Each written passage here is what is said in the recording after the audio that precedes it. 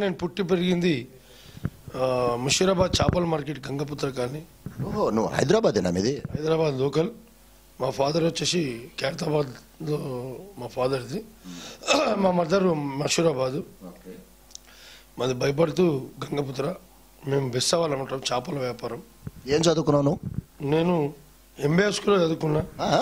MBI school RTC export. ఎంతవరకు చదువుకున్నావు? ఎల్కేజీయా UKG? 3వ క్లాస్ వరకు చదువుకున్నా. 3 వరకు చదివావా? చాలా ఎక్కువే. అదే డిగ్రీ అయిపోయింది నాకు. చాలా ఎక్కువ చదివేశావు. ఆ రోజుల్లో చెప్పాలంటే 3వ క్లాస్. నువ్వు ఎల్కేజీ యూకేజీ అనుకున్నావు, 3 వరకు చదివా అంటే గ్రేటే. నువ్వు 3 వరకు చదివినాను. అంటే ఆ టైంలో కూడా రౌడీజం చేసావా? లేదన్న, సినిమా చూడడం స్టార్ట్ చేసిన.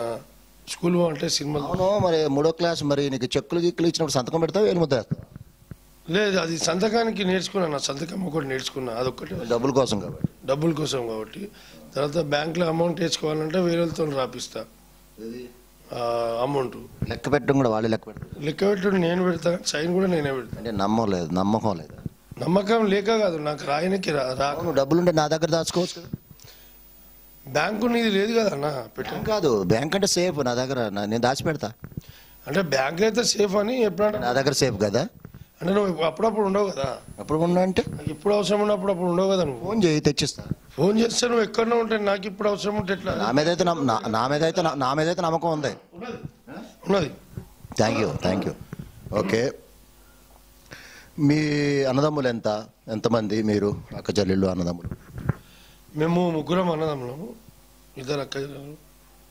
అయితే మేము టోటల్గా 4 చెల్లెలు, నాకు 1 అక్క, 4 అన్నదమ్ములం.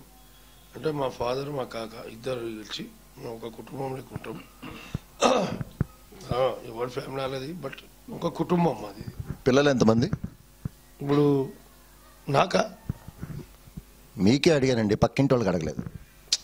మీరు ఇప్పుడు అడిగింది మీరు ఎంతమంది? మీ అక్క చెల్లెలు అడిగారు, చెప్పేశారు, అయిపోయింది. మీకు పిల్లలు ఎంతమంది అని అడిగా. నాక ఒక పాప.